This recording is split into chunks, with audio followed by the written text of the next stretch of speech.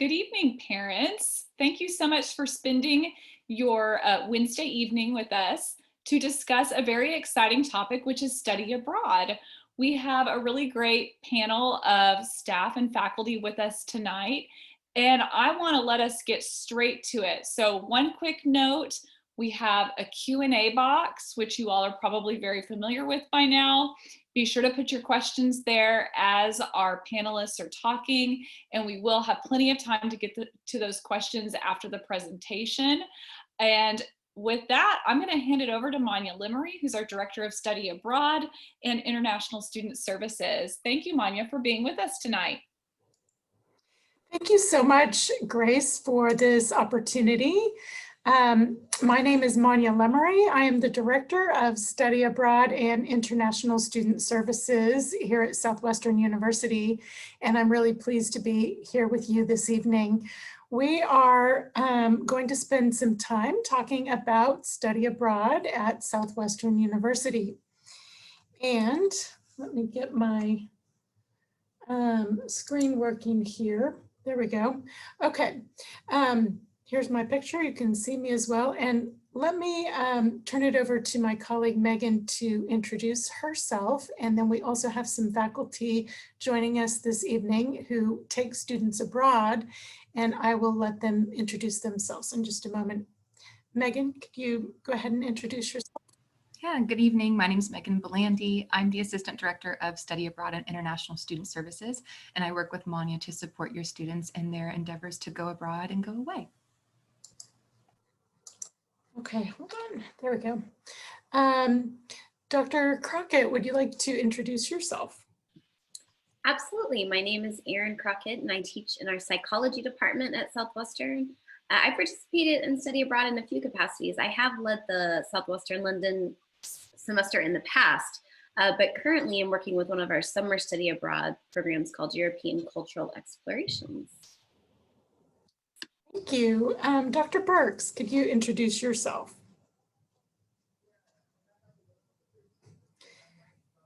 Unmute. Sorry, yep, got it.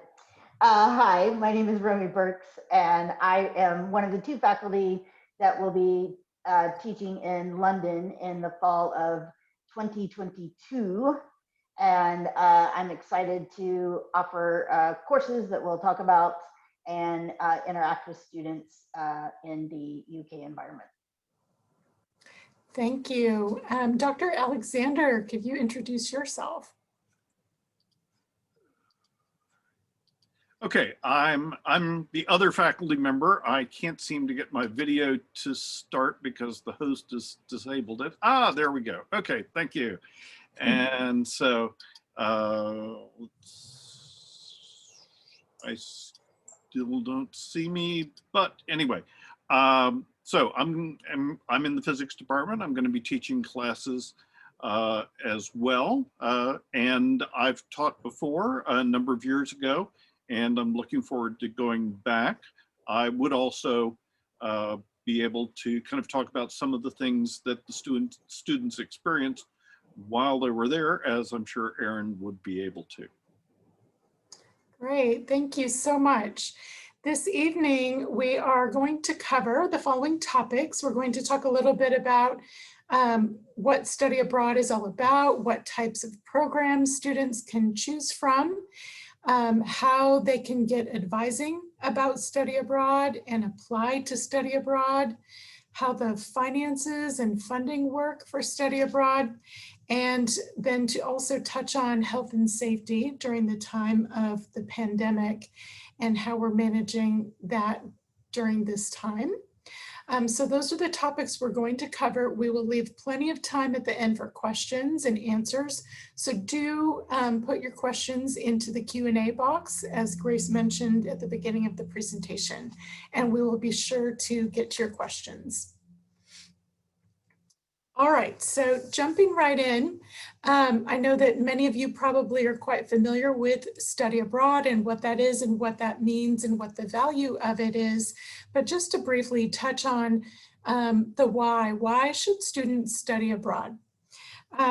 This is a great opportunity for students to not only learn and gain credits towards their degree and graduate on time, but also to really develop some of those skills that will be useful for them as they look for jobs or they go on to graduate school or professional schools. A lot of employers, as I'm sure you well know, this day and age are really looking for employees who can work in a diverse environment, who can work with people who are different from them, who understand cultural differences, maybe even who bring linguistic abilities in multiple languages. They're looking for employees who can communicate and work on group and team projects, who can take initiative. And these are all the types of skills that students can really hone and develop through a study abroad experience, among others. And it's a great opportunity for students at Southwestern to really make connections between what they're learning on campus and what they're learning abroad, and to bring that into their whole Southwestern experience. Students at Southwestern really have an array of opportunity of where they can go abroad and what they can do abroad. We offer hundreds of programs, literally hundreds of programs in probably around 70 countries around the world, in all different regions around the world. In the past 5 years, maybe 6 years prior to this past year, the Southwestern students studied abroad in these countries you see on this map, and that's about 50 countries around the world. So even though we're a small school, our students are really doing a diverse set of experiences in many different regions, in many different countries around the world. There's a lot of opportunities for students to study abroad in English. They can study in their major. They can take all kinds of different courses. They can go abroad during the summer or the semester or for the academic year. And we've got this brand new tool that we just put on our website this week, where students can search for programs and they can really narrow it down if they want to, by country, by language, by major, whatever it is that they're interested in. They can really search for the ideal program using that search tool. We also have a lot of other great tools that they can use to search programs, such as a study abroad by major handouts. So many of our majors have a handout on our website that guides students towards programs that are really recommended for that particular major. So for example, there's one for biology, there's one for psychology, just as an example of something that can guide students towards a great program for them. And you will hear more about some of the internal programs that we're offering in just a moment. We're going to go over those in detail. Just to kind of break this down a little bit, it's a little bit confusing sometimes because there's so many programs and there's different program types, and parents don't always, or students don't always know what all of these terms mean. And so I want to just take a moment to talk about the different types of programs. So we have SU faculty-led programs. So these are the programs where a professor from Southwestern takes a group of students abroad, a group of students from Southwestern, and those students have classes together. And they usually travel together. They may be living in housing together, or they may be in host families. They go on excursions together. And so this is a group program that's offered by Southwestern University.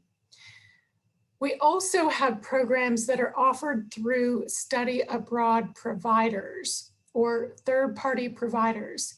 And Southwestern has affiliated with or partnered with a few of the top providers that are available in the United States to offer programs to our students. And how this works is that our students go on programs that are organized through a center abroad, and that center has staff They arrange housing for the students. They offer classes at the center. They partner with a local university so the students can take classes at the local university.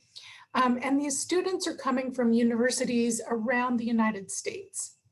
They set up activities and excursions and ways for our students to get involved in the local community. They also, the local staff helps the students if they have any kind of problems or challenges, whether it be adapting to a new culture or a new language, or maybe, if a student gets sick and needs to go to the doctor or something like that. There's people there to help the students manage all of those things in this new environment. One of the really specific ways that students can go through a provider program is through something called exchange.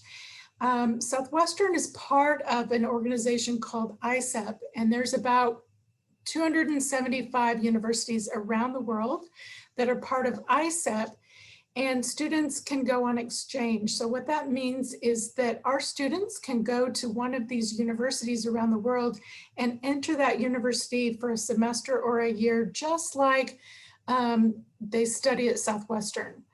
And then students from that university can go to another university, and Southwestern receives some students. So it's a consortium of all of these different schools, and maybe we send out in one semester 2 or 3 students, and we receive 2 or 3 students from universities around the world. So ISEP Exchange is a great opportunity for those students who are ready for a very independent, immersive type of experience at another university abroad. So these are really the 3 different types of programs that students can engage with. They can either kind of go in a group with Southwestern, or they can go through a provider where they're with other US and international students, or they can really immerse themselves in a local in another university in a foreign environment through exchange. Students, when they go abroad, they certainly can take classes, just like they take classes at university in the United States, but they also have opportunities to intern abroad. And you'll hear a little bit about that in a moment when we talk about the London program. There's also opportunities for students to maybe engage in research or field work if that's relevant for their academic area of study. So there's a lot more that students can do in addition to taking courses abroad.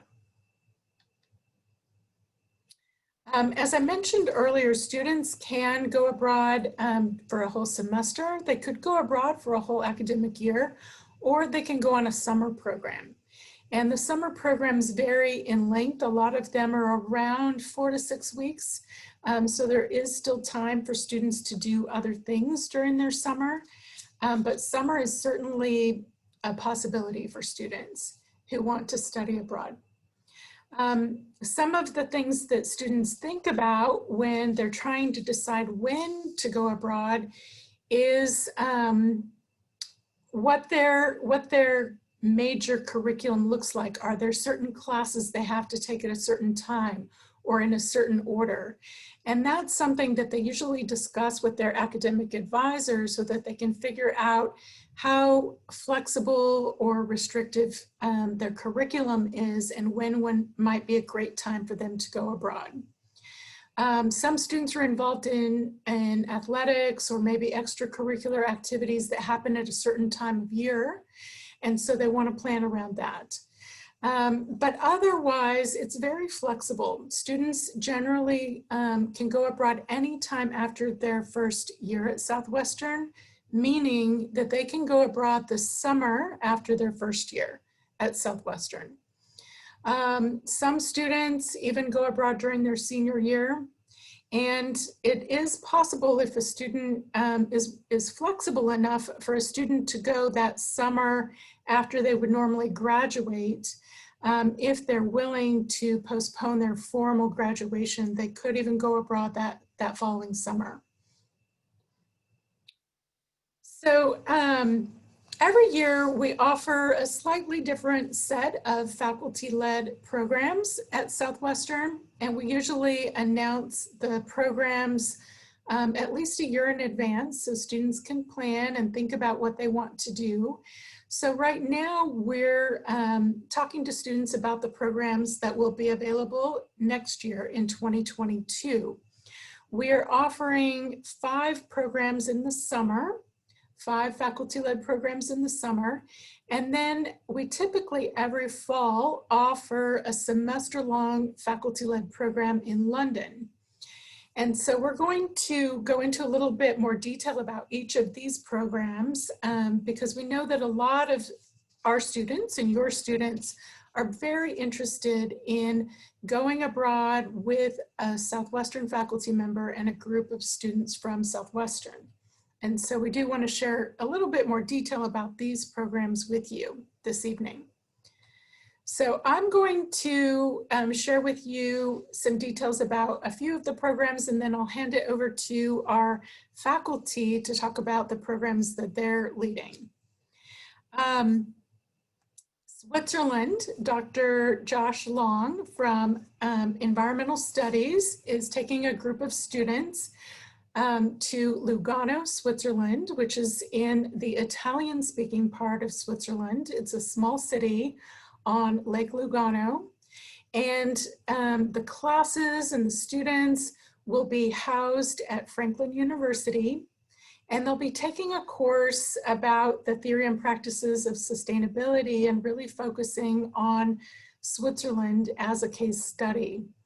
The students will really be staying local in that area. Certainly there's a lot of opportunity to do hiking and explore. It's very easy for students on the weekend to travel by train. The train goes right through Lugano. But students will be focusing academically on topics such as food and agriculture, transportation, energy, resource management, climate resilience, and kind of looking at some of the different points of view in Switzerland related to sustainability, but also how that there's some other aspects of the culture that might not be as open-minded as we might expect, because they are very concerned about the environment. So that's a really popular and exciting program and course that students have access to. And just going back for a second, you'll see here that we offer information sessions about each of these programs, and we advertise them to students. So we really want them to come and meet with the faculty member, learn more about the program, learn how to apply. They learn about how the funding works for the program and all of those details. And so we really encourage them to attend one of the information sessions offered. The applications for the summer programs are due December 1st, so that is coming up pretty soon. And that's why we really focus on these programs during the fall semester. The applications are due pretty far in advance of the program so that we can spend some time during the spring semester getting the students prepared to study abroad. And also so that we can work out all of the logistics for the programs. The next, and I know I'm going through this kind of quickly, but the next program that I'm going to talk about is the Amsterdam Program. This is a program led by Dr. Tracy Giuliano. It focuses on sexuality and culture, a comparison of the Netherlands and the United States, and it's focused in Amsterdam in the Netherlands. The students spend 3.5 weeks in Amsterdam taking courses, taking this one course with Dr. Giuliano, and also having the opportunity to have a number of guest lectures and do a number of local visits within the city of Amsterdam. And some of the visits that they do, so they focus on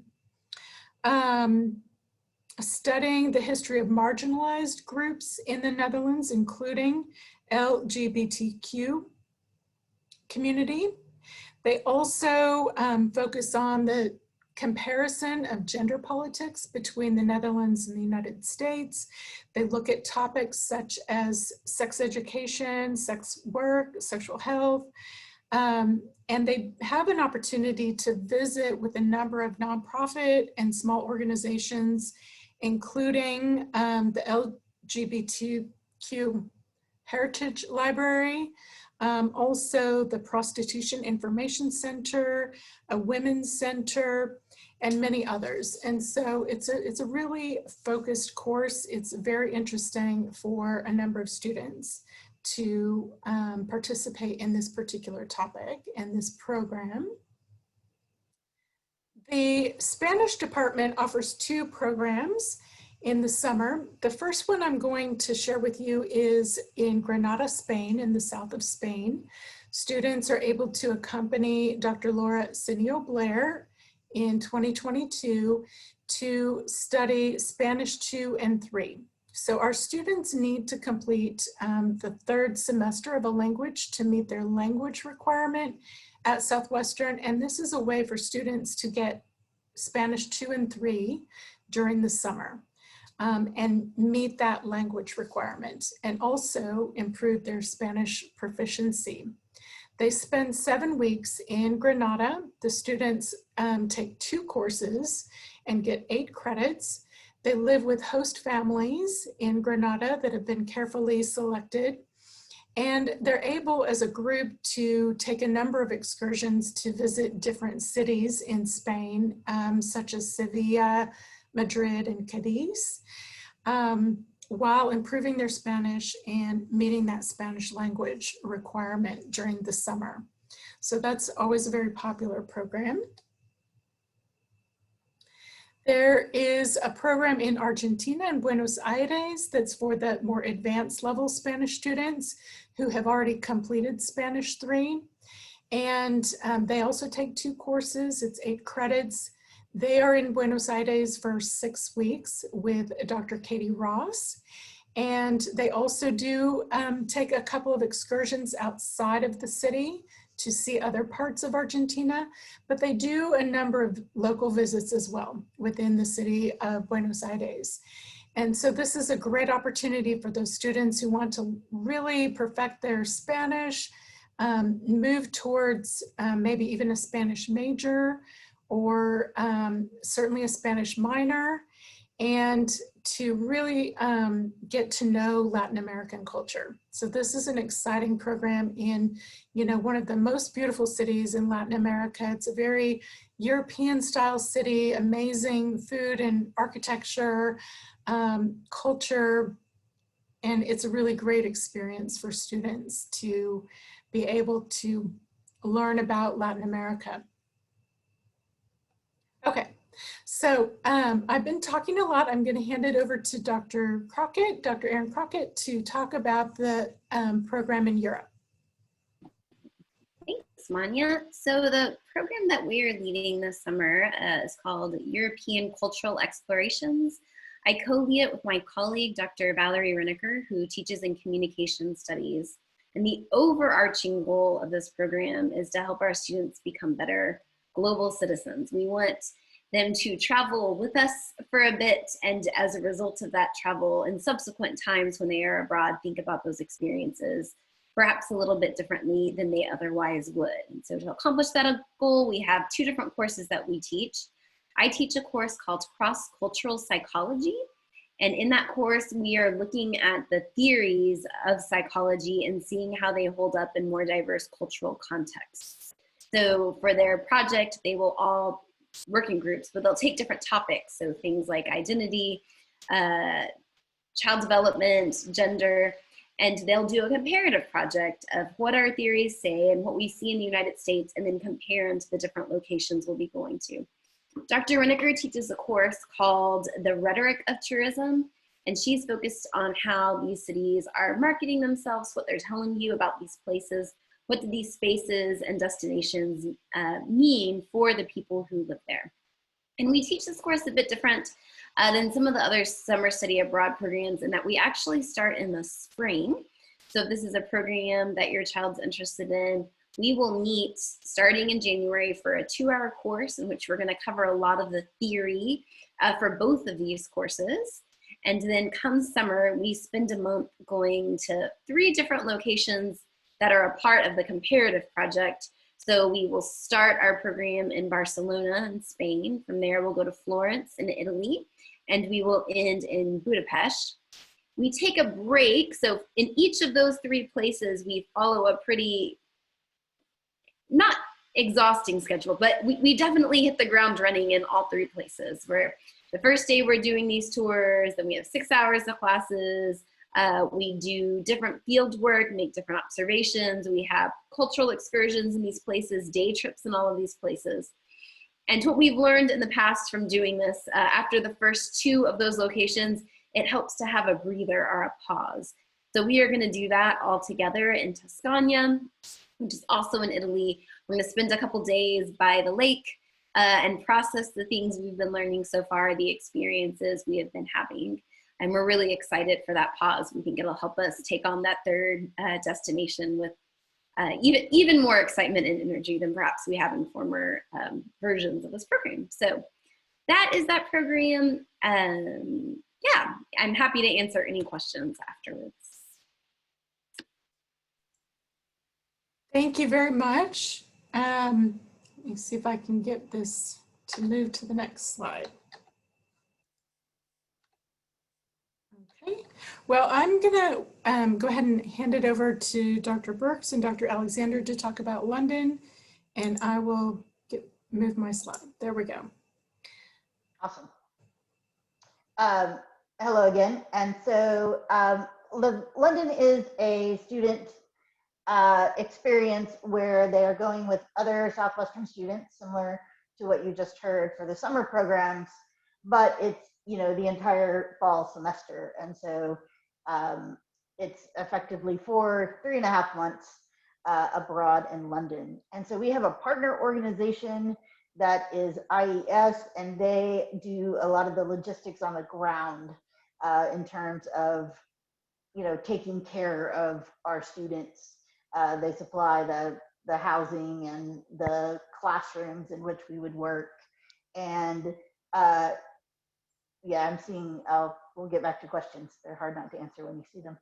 But the way that it works for students in London is that they take a full academic load as the same as they would at Southwestern, which is 4 courses. And the first course that they are required to take is a course that's called British Life and Culture. So that's one of their 4 courses, and that counts as credits toward their degree. And then they can take a combination of 3 other courses from 6 choices. And so both Steve and I teach 2 courses, and you can see the names there. I will teach a course about Darwin. What's special about this course is that you don't need to be a science major to take it. In fact, I would love to see history majors, English majors, and they can all take it for that credit in their discipline. And then I have a penchant for chocolate. And so I'll be teaching a class in London focused on chocolate. So they could choose either of those courses or both. And then I'll let Steve explain his courses. Okay, so my courses are courses that, as you can see, there's an astronomy course. When I taught this before, you know, it was very popular. We go to Stonehenge, the history of astronomy. A lot of the history of astronomy comes from England. And so we were actually able to go to Greenwich, to Bath and Cambridge, and actually see where some of the things that we're going to be talking about in the classroom actually took place. And so this is the astronomy class is something that, again, anybody can take. It's especially useful for education majors. The other course that I'm going to be teaching is Introduction to Earth Science. This is very popular with environmental studies students, and it's a kind of survey of geology, oceanography, and atmospheric science. And so again, a lot of the history of those disciplines comes from England, and so we'll go around, see some of the places where some of these things actually happened. As Romy was saying, there's 2 other courses besides the courses that she teaches and that I teach that your child could take. And one of those is going to be the theater course. And so this counts for a fine arts course. And if you take this, then you go to essentially a play a week. And the plays range from high-end kind of performances on the West End to experimental work in a high school. And when I did this before, I was really just thrilled with the types of things that we got to see. And so it's kind of a great experience. Even if your son or daughter doesn't take the class, they can still pay to go to the performances. And then finally, the last thing that they might choose to do is something that we were talking about earlier, and that's to do an internship while you are in London. And so depending on, if you're a business major, you might try and get an internship at one of the companies over there and have that experience on your resume after you graduate and you start to look for a job. And I would just say that in contrast to the summer programs, which are, for lack of a better word, you pay programs beyond what you're experiencing in your Southwestern academic year, London is somewhat mostly equivalent to being at Southwestern. And so it is charged at the rate of Southwestern tuition and room and board at a specific combination. We have all of those details. There are obviously additional expenses that are not covered there. The airline ticket, you're going to live in London, your child and myself are going to probably spend a little bit more money than Going out living to eat and in Georgetown. But it does include the fee, the whole package includes some transportation, housing, a food allowance, and 2 overnight excursions, 1 weekend to Scotland, and a day trip or 2. We're still finalizing those things. So, and the last point about London is that all Southwestern aid, and that includes any merit aid awarded from Southwestern, applies to this program. I'm sorry, I have a whiny dog in the background, so I'm trying to have treats. And Great. as part of that too, I mean, everybody gets a pass so that when they're not in class, they can use the public transportation in and around London. And so as part of both Romy and my classes, we will go to some of the museums and some of the other places like Greenwich, for example, that are out, within easy commuting distance. Great. Thank you so much for sharing those details about the exciting programs that we offer students at Southwestern. Now I'm going to hand it over to Megan to go through just some of the logistics related to advising and applications and funding for programs. Awesome. Thank you, Manya. I hope all of y'all are excited to move on to the logistical part of things. So the first step that a student needs to consider if they're looking at study abroad is getting advising through our office. So the first option that we want to talk about is our peer mentor. So we have a student, her name is Zareen, and she offers drop-in peer advising. Zareen participated in the SU London program in fall of 2019. And so if your student is really interested in hearing from a Southwestern student about what the study abroad process looks like, that would be a nice place to start. It's optional, but just a really great resource that we like to highlight. However, Zareen does not count as official study abroad advising. So once your student kind of hones in on what they'd like to do, when they want to go, they should look into one of our required study abroad advising options. So we offer weekly group advising. That's just a general overview of the study abroad process, the different programs that are available. And then we also offer information sessions. So you might have seen on those faculty-led slides that we had specific sessions for each of those programs. We also do info sessions on some of our study away opportunities. We have the Capitol Hill Internship Program in DC, as well as the New York Arts Program in New York. And we offer info sessions specifically for those programs, as well as for ISEP, the specific program provider Manya mentioned earlier, where students can be a visiting international student at a foreign university. So those information sessions help the students learn more details about those particular programs and opportunities. And then if a student has a particular question or they want to do some follow-up after attending a group advising session or a general information session, they're more than welcome to schedule an appointment with either me or with Manya, the study abroad advisors. And so students can find that information on how to schedule an appointment on the Contact Us page on the Study Abroad website. And then in terms of all the different events and info sessions and when and where all of that is happening, those events are also on the Study Abroad website under News and Events. They're also tagged in the university events calendar. So lots of different ways for students to stay informed on what's going on in the study abroad world.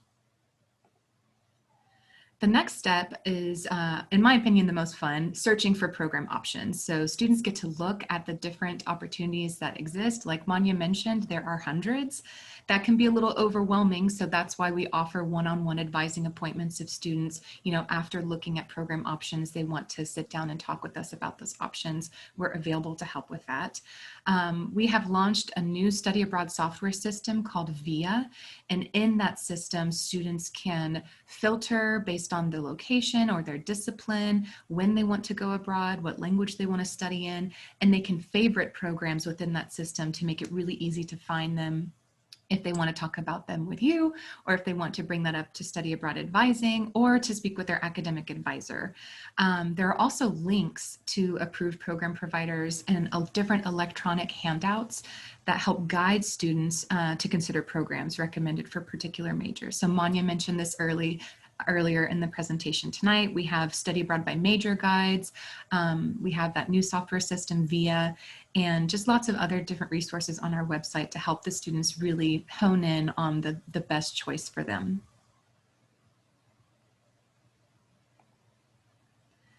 An important piece of the study abroad planning process is getting together with the academic advisor. So students want to make sure that they're choosing a program that's academically advantageous. A common misconception is that study abroad students can only earn elective credit, and that's really not the case. Students can earn credit towards their major, their minor, general education requirements, language, and then also just default elective credits. It just takes a little bit of planning. And so part of the approval process, the students need to meet with their academic advisor, sit down and talk about what kind of courses they're hoping to take in their study abroad experience and how that's going to contribute to their degree plan. So all students who are looking to study abroad or study away on a domestic program have to complete what we call an internal Southwestern study abroad application. So in the study abroad software system I mentioned earlier, VIA, students are able to complete this application based on the program that they're choosing. The application itself is very quick, administrative in nature, doesn't take students too long. And in order to be eligible, students need to be in good academic and disciplinary standing with the university, and they need to have completed their first year of college. So if there are any first year parents out there, the earliest time that your student could study abroad would be in the summer after their first year at Southwestern. This slide also lists out the different deadlines for our internal Southwestern study abroad application. It's a lot, and so we don't expect you to have that memorized, nor do we expect the students to have that memorized. And so that can be found on the study abroad website under the Apply Now page, so students know when their application, the internal application, is due.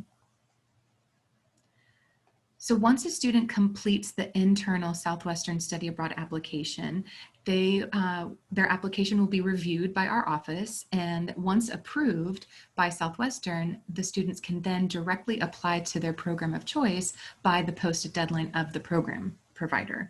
And the secondary application is not required for the faculty-led programs we mentioned earlier. So all of those awesome summer opportunities, as well as SU London, those are one application programs, which is nice, as well as the Capitol Hill Internship Program, that is a one application program as well.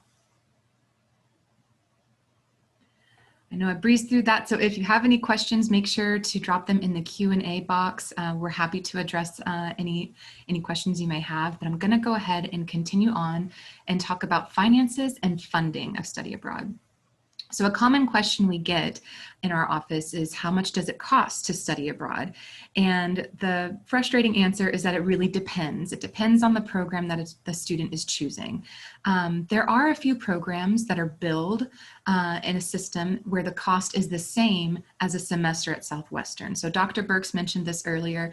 The SU London semester is billed on Southwestern Tuition Room and Board. So is the Capitol Hill Internship Program in DC, as well as ISEP Exchange. So those three categories of programs, those are billed using the Southwestern Tuition Room and Board model. So that really helps with the financial planning. And then that also will play a role in the funding availability, which I'll talk about in just a moment. For program providers, the cost can vary considerably. And so we recommend that students really use VIA to compare all the different opportunities that they're interested in and look at the different program costs posted on the program website. Some programs have costs that are similar to Southwestern, others could be considerably more than a semester at Southwestern or less. It really just depends on what's included and the type of program that they're looking at. So one of the reasons we partner with so many different program providers is to offer that variety so students can find a program that fits them best, academically, personally, and financially. And then finally, the faculty-led programs have costs listed on the program website, as well as supplemental cost information sheets that give out the details about the amounts, what's included in the faculty-led program fee, payment deadlines, as well as withdrawal responsibilities. So that specifically refers to the summer faculty-led programs we were mentioning earlier. We do have a payment sheet available for London as well, even though it is billed similarly as Southwestern Tuition Room and Board for a semester, but we have that information available for students who want to have that at their disposal. So we've talked about the finances. More interesting and more positive topic is how to fund it. So luckily, there are a variety of ways to fund study abroad. Again, it just depends on what your child is choosing in terms of their program. So I like to start with this first one, federal financial aid. That's going to be applicable to all programs so long as your child is enrolled full-time. Full-time enrollment for the summer is 6 credit hours or more, and for the semester, it's 12 credit hours. So any grants, loans, anything that's coming through the FAFSA, that's applicable to study abroad so long as they're enrolled full-time. Southwestern Merit Aid, I might sound like a broken record, but it's important to repeat, that's only applicable to certain programs. So the Southwestern London Semester Program, Capitol Internship Program in DC, and ISEP Exchange. Since those programs are billed as Southwestern Tuition Room and Board, that's your student will receive a Southwestern bill, and so they can use Southwestern Merit Aid to pay that bill. Our office also offers study abroad scholarships to students no matter which program they choose. So that really helps alleviate some of the financial stress in choosing which program to go with.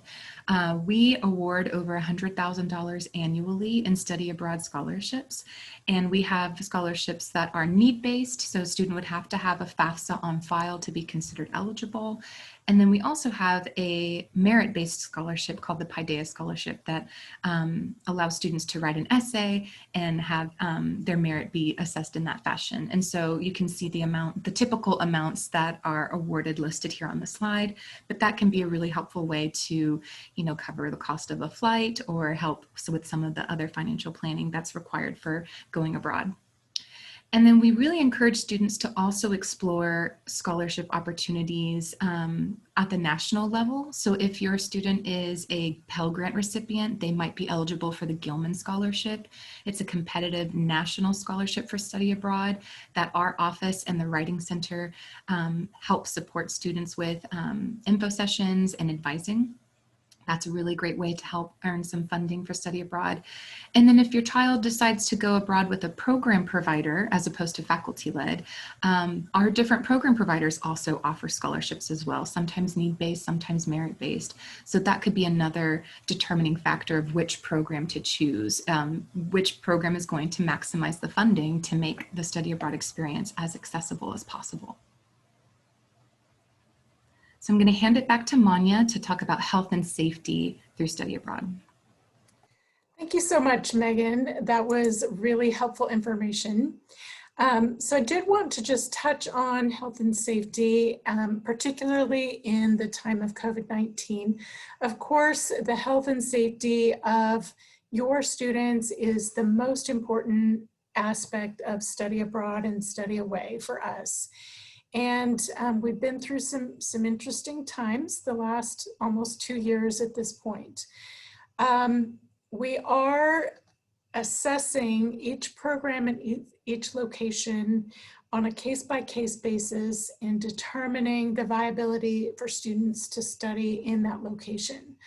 I think we're moving into a positive place at this point in terms of travel opening up and the viability of study abroad opening up. We do have some students abroad this semester. We have some students going abroad next semester. And the borders are opening up with a lot of countries where they were once closed. So with that in mind, for those of you that might want a few more details, we're really taking a very nuanced approach of looking at and assessing different locations and programs. We do consult the information from the CDC and the US State Department, but we're also looking at details related to that location, the viability of entering the country, of accessing medical care in the country, of departing the country. So it's very specific information. For programs, so we do have some set dates where we make blanket decisions based on where we know students are planning to go during a particular term. And we make those decisions several months in advance so that everybody can plan. So we will be making those decisions for summer in January. And we do that so early because there starts being financial commitments pretty early. And then for the fall programs, we'll be making those blanket decisions in April. If things really turn for the worse in terms of the pandemic, those decisions could be reversed or be changed. I'm really not anticipating that happening. We're really seeing things move in a positive direction. I know it doesn't always seem that way when we listen to the news, but things really are moving in a positive direction in terms of travel opening up and travel in a safe way. The last note that I will make that is related to COVID is passports. Please ensure that your child has a valid passport and the passport is valid at least 6 months beyond the end date of the program that they want to go on. If they do not, they should go ahead and apply for a passport or renew their passports right away. There are delays in processing passports, and I've heard reports of anywhere between 1 month and 4 or 5 months to process passports. So that is an important point in terms of making sure that travel will be possible. Okay. So that was a lot of information, and it's been so wonderful to have our faculty join us and to be with us this evening. We're going to move into your questions. So thank you so much for posting your questions in the Q&A. You can go ahead and add more questions to the Q&A.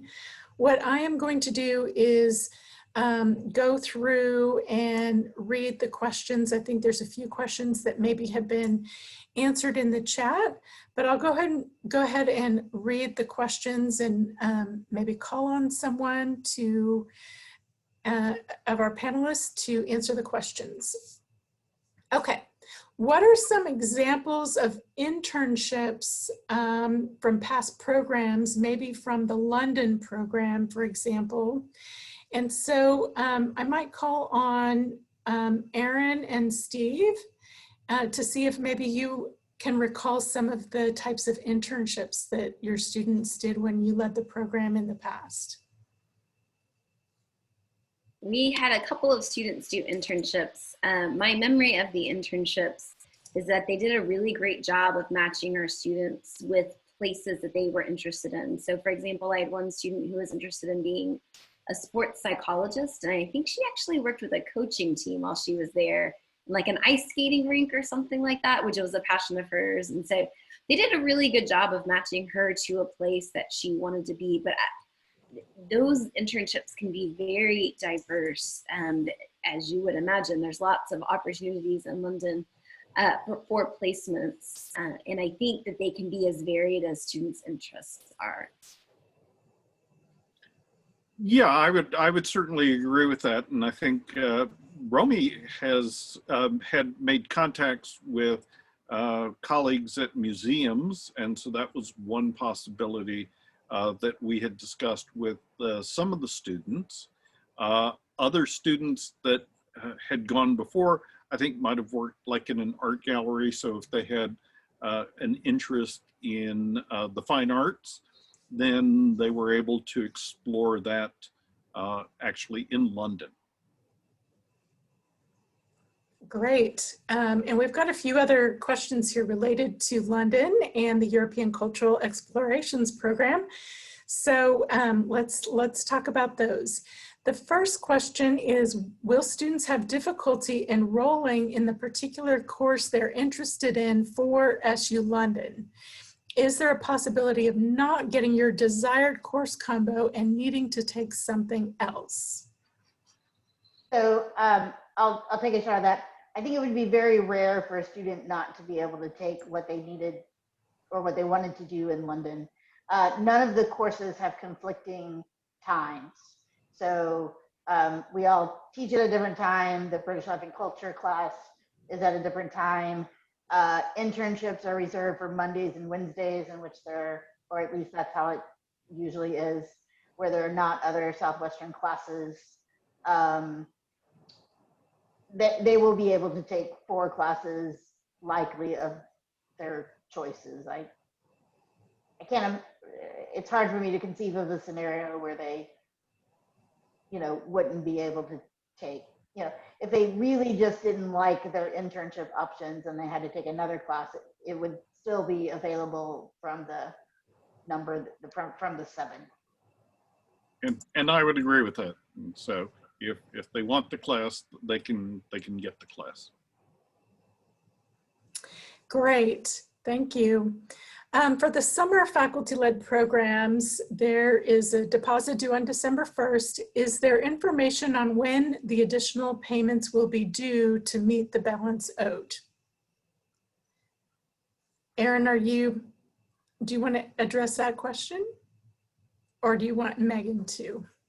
Let's let Megan take it so I don't mess up the deadlines. Okay, Megan, could you answer that question, please? Sorry, I was answering chat questions in the Q&A. So remind me, which one are we looking at? With the summer faculty-led programs, I know there's a deposit due on December 1st. Is there information on when the additional payments will be due to meet the balance owed? Yes, so I have been answering a few of the Q&As that were specifically asking about what's the airfare amount for ECE, and so I was sharing out the payment schedule for that particular program. So I believe we're more than happy to share out the PDF that for the particular programs you might be interested in, but essentially The December 1st deadline is for the application deposit, and the deposit is a true deposit in that the student is making their first payment towards the program fee. So that is not an amount of money that Southwestern holds on to. We're essentially collecting those funds on behalf of the student and then sending that over to the program provider to start the logistical planning of the program. After that, the final payment deadline for the summer faculty-led programs is going to be March 15th. And so the remaining amount after deducting the deposit amount would be due at that time. So that's essentially what y'all would be looking at. December 1st is the first payment deadline, and then March 15th is the second payment deadline. Great, thank you so much. Another question. My son is interested in a specific summer program. The SU website says select programs. How can we find out if the program he's interested in is an approved program?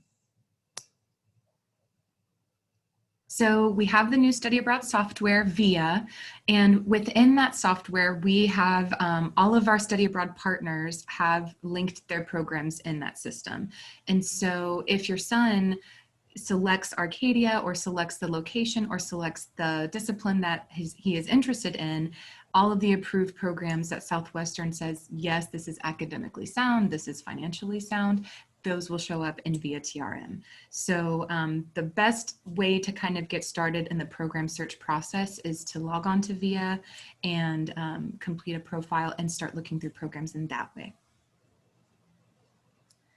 Great. Another great question is, are visas also delayed? And I'll go ahead and answer that question. It depends on the country, but in general, visa processing is delayed for a number of countries. And it's starting to get better. It is starting to get better. For summer programs, typically students do not need to apply for a visa. For the semester programs, some program providers where they have programs in countries where there are delays, they have made changes to the program length to shorten that length so that students don't have to apply for a visa, if that makes sense. So the study abroad program providers have been working during this time period of COVID to adjust things in a way that makes it still feasible for students to go abroad and study abroad, even if that means having a little bit shorter of a program. So do encourage your child to start planning early, apply early if they're really looking at a program that is likely to require a visa. All right, on average, how many students study abroad per semester? Is study abroad most popular for juniors? I can try and answer, and then Manya, if you have any modifications, Okay. just let me know. So historically, pre-pandemic, Southwestern was sending roughly 100 students abroad a year. So that was including our fall, summer, and spring semesters. So now we're looking at typically anywhere between 10 to 20 students in a semester, but then summer is where we have a lot more students studying abroad. There's just freer schedules, more opportunity. Nobody's really held back by degree plan requirements or course sequencing.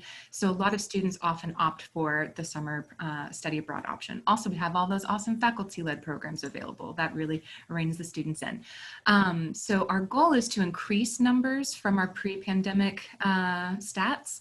And so we're hoping to send more and more students abroad, especially as we continue to update and integrate more faculty and more types of programs that are faculty-led, and kind of giving students fresh catalogs to look at throughout their time at Southwestern.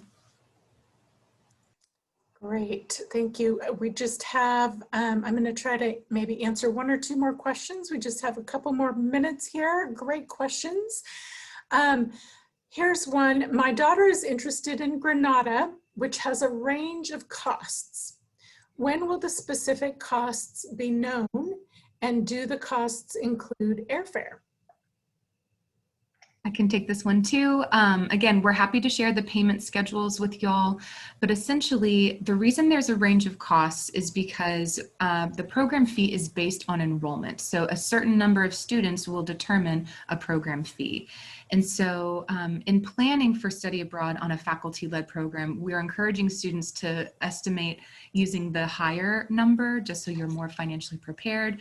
And then after the application deadline of December 1st, the faculty will review the applications and determine who is accepted into the program, and then we'll be able to finalize the roster and then finalize the program fee.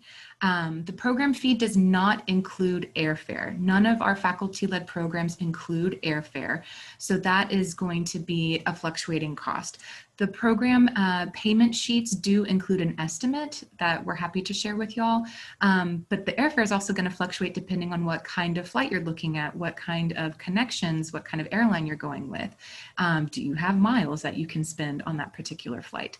So that's really going to fluctuate student to student, but it is not included in the program fee.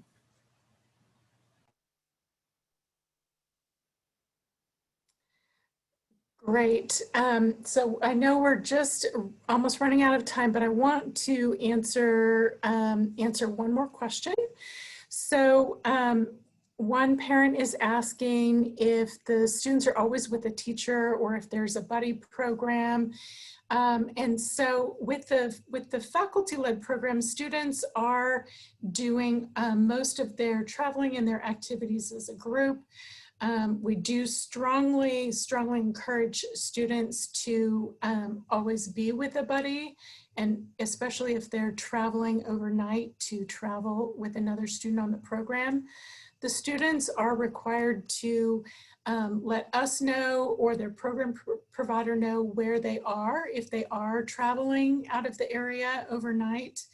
And we do have a pre-departure orientation for all of the students focused on health and safety. And so we go over a lot of these tips and requirements in terms of how they can stay safe and healthy while they're abroad. Monia, I'd like to go ahead and Yeah. just kind of give one little anecdote kind of about that.